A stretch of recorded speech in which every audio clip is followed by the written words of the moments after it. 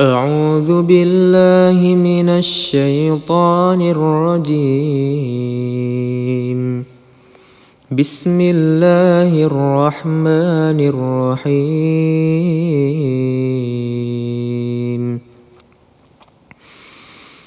ربنا آمنا بما أنزلت واتبعنا الرسول فاكتبنا مع الشاهدين. ومكروا ومكر الله والله خير الماكرين. إذ قال الله يا عيسى إني متوفيك ورافعك إلي ومطهرك من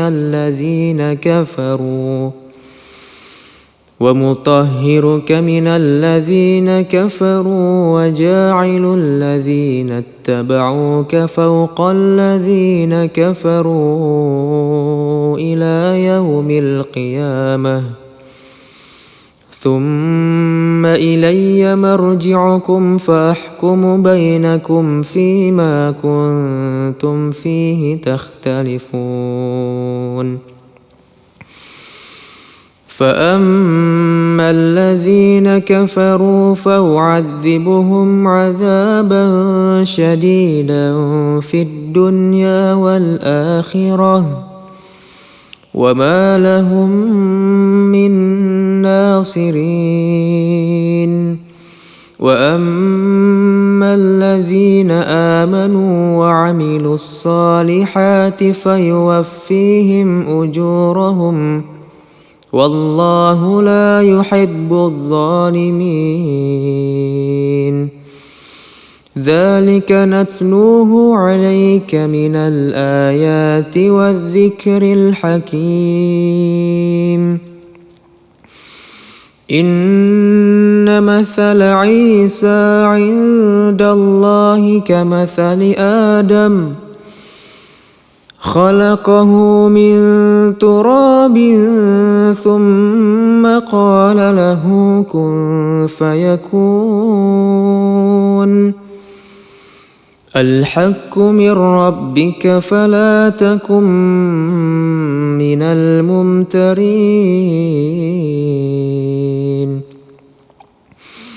فمن حاجك فيه من بعد ما جاءك من العلم فقل تعالوا ندع أبناءنا وأبناءكم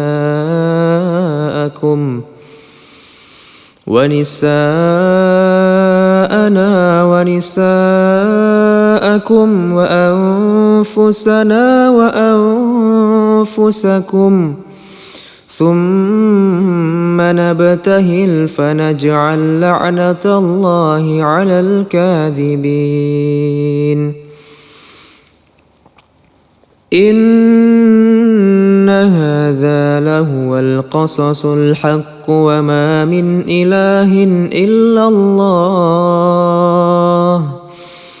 وإن الله لهو العزيز الحكيم.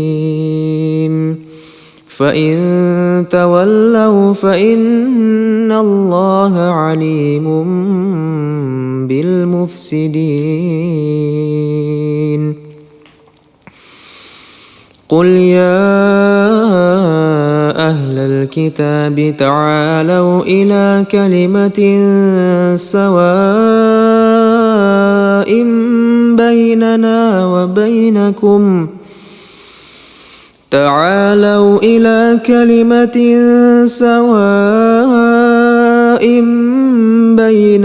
وبينكم ألا نعبد إلا الله ولا نشرك به شيئا ولا يتخذ بعضنا بعضا أربابا من دون الله.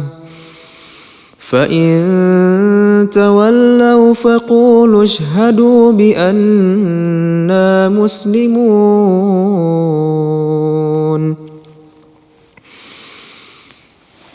يا أهل الكتاب لم تحاجون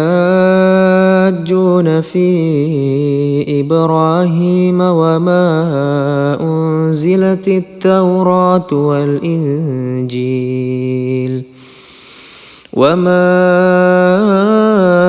أنزلت التوراة والإنجيل إلا من بعده أفلا تعقلون ها أنتم هؤلاء حاججتم فيما لكم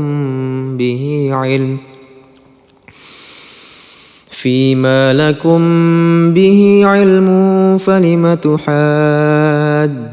فيما ليس لكم به علم والله يعلم وأنتم لا تعلمون